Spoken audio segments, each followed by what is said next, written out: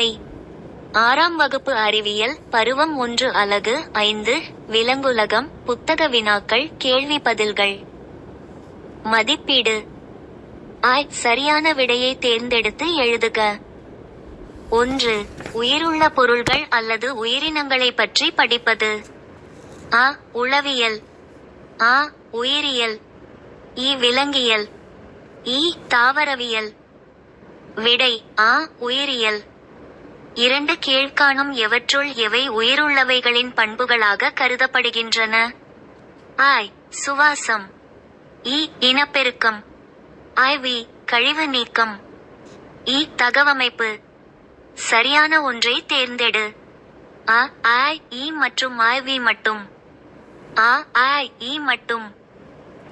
மற்றும் மட்டும். மற்றும் விடை மற்றும் 3. பல்லிகள் எதன் மூலம் சுவாசிக்கின்றன? தோல். செவுள்கள். நுரையீரல்கள். சுவாச நுண்குழல். விடை நுரையீரல்கள். 4. அனைத்து விலங்குகளுக்கும் தேவையானது. உணவு மற்றும் நீர். நீர் மட்டும். காற்று உணவு மற்றும் நீர். உணவு மட்டும். விடை காற்று உணவு மற்றும் நீர். 5. எந்த விலங்கு செவுள்கள் எனப்படும் சுவாச உறுப்பை பெற்றுள்ளது? மண்புழு. குள்ளநரி. மீன். தவளை. விடை மீன். 6. ஒரு வாழிடத்தின் உயிரிக்காரணிகளை மட்டும் குறிக்கும் தொகுப்பினை தேர்ந்தெடு. புலி மான் புல் மண். பாறைகள் மண் தாவரங்கள் காற்று. மண் ஆமை நண்டு பாறைகள். நீர்வாழ் தாவரம் மீன் தவளை பூச்சிகள்.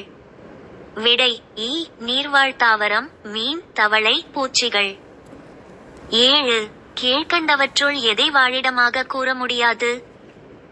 ஒட்டகங்களுடன் கூடிய பாலைவனம். மீன்கள் மற்றும் நத்தைகளுடன் கூடிய குளம். மேயும் கால்நடைகளுடன் கூடிய பண்படுத்தப்பட்ட நிலம். காட்டு விலங்குகளுடன் கூடிய காடு. விடை மேயும் கால்நடைகளுடன் கூடிய பண்படுத்தப்பட்ட நிலம். 8. பறவைகள் காற்றில் பறப்பதற்கு உதவி செய்வது எது? கனமான மற்றும் எலும்புகள் வலிமையான. மென்மையான மற்றும் தடித்த எலும்புகள். உள்ளீடற்ற மற்றும் இலேசான எலும்புகள். தட்டையான மற்றும் தடித்த எலும்புகள். விடை உள்ளீடற்ற மற்றும் இலேசான எலும்புகள். 9. பாரமீசியம் ஓரிடத்திலிருந்து வேறொரு இடத்திற்கு இடம்பெயர்வதற்கு உதவுவது. போலிக்கால்கள். கசையிழை. பாதம்.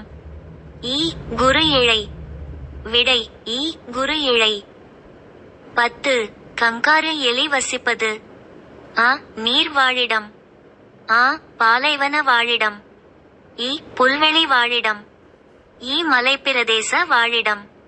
விடை பாலைவன வாழிடம். 2 கோடிட்ட இடத்தை நிரப்புக. 1. நீர்நிலைகள் பாலைவனங்கள் மற்றும் மலைகள் ஆகியவற்றை வாழிடம் என்று அழைக்கலாம். 2 செல் எண்ணிக்கையின் அடிப்படையில் விலங்குகளை ஒரு செல் மற்றும் பல செல் உயிரினம் என வகைப்படுத்தலாம். 3. பறவைகளின் வால் திசை திருப்புக்கட்டையாக செயல்பட்டு பறக்கும் திசையை கட்டுப்படுத்த உதவுகிறது. 4. அமீபா பொய்க்கால்கள் உதவியுடன் இடப்பெயர்ச்சி செய்கிறது. 3. சரியா அல்லது தவறா என எழுதுக. தவறாக இருப்பின் சரியான கூற்றை எழுதுக. 1. ஓர் உயிரி வாழக்கூடிய அல்லது வசிக்கக்கூடிய இடம் வாழிடம் எனப்படும். விடை சரி. 2. புவியியல் அமைப்பு மற்றும் சுற்றுப்புறச் சூழல் ஆகியவை புவியின் அனைத்து இடங்களிலும் ஒரே மாதிரியாக இருக்கும். விடை தவறு. புவியியல் அமைப்பு மற்றும் சுற்றுப்புற சூழ்நிலைகளும் புவியின் அனைத்து இடங்களிலும் ஒரே மாதிரியாக இருக்காது. 3. ஒரு செல் உயிரியான அமீபா போலிக்கால்கள் மூலம் இடப்பெயர்ச்சி செய்கின்றது. விடை சரி. 4. பறவைகளால் ஒரு நேரத்தில் ஒரு பொருளை மட்டுமே பார்க்க முடியும்.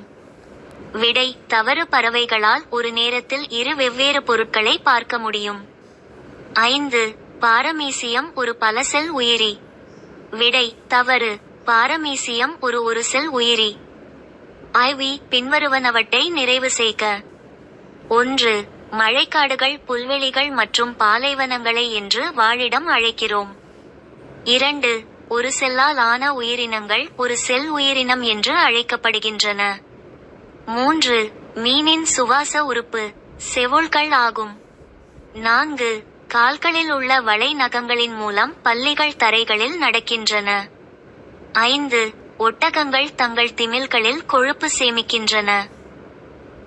மிகச் சுருக்கமாக விடையளி. 1. பறவைகள் தங்கள் இரைகளை எவ்வாறு பிடிக்கின்றன? பறவைகளின் உணவு பிடிக்கும் விதம் அதன் இனத்தை பொறுத்தது. நீரில் வாழும் பறவைகள் தலைகீழாக பாய்ந்து அதன் அலகு மூலம் நீரில் உள்ள மீன்களை பிடிக்கிறது. வயல்வெளிகளில் வாழும் பறவைகள் புல் மற்றும் வயல்களில் பறக்கும் சிறிய பூச்சிகளை தன் அலகு மூலம் பிடிக்கிறது. வானத்தில் பறக்கும் பறவைகள் தரையில் உள்ள விலங்குகளை அதனுடைய காலில் உள்ள கூர்மையான நகங்கள் மூலம் பிடிக்கிறது. 2. இந்தியாவில் ஒட்டகங்களை நாம் எங்கு காண முடியும்? ராஜஸ்தான் மாநிலத்தில் ஒட்டகங்களை காணலாம். ஒட்டகம் வாழும் இடங்கள்: ஜோத்பூர், பஸ்கர், பிக்கானர், ஜாஸ்சால்மர். 3. அமீபாவின் இடப்பெயர்ச்சி உறுப்பு ஏது? அமீபா இடப்பெயர்ச்சியின் போது விரல் போன்ற போலி கால்களை உருவாக்குகிறது. இக்கால்கள் மூலம் இடப்பெயர்ச்சி செய்கிறது. 4. பாம்புகளின் உடல் பகுதிகள் யாவை? பாம்பின் உடலை 3 பிரிவாக பிரிக்கலாம். அவை தலை, உடல், வால். தலையில் உள்ள உறுப்புகள்: இரு கண்கள், இரு நாசித்துளைகள், வாய். 5. பறவைகள் காற்றில் பறக்கும் பொழுது எந்த உடலமைப்பை பயன்படுத்தி பறக்கும் திசையை மாற்றிக்கொள்கின்றன? பறவைகள் பறக்கும் போது அதன் வாலை பயன்படுத்தி திசையை மாற்றிக்கொள்கிறது. சுருக்கமாக விடையளி. 1. ஒரு செல் உயிரிகளை பல செல் உயிரிகளிடமிருந்து வேறுபடுத்துக.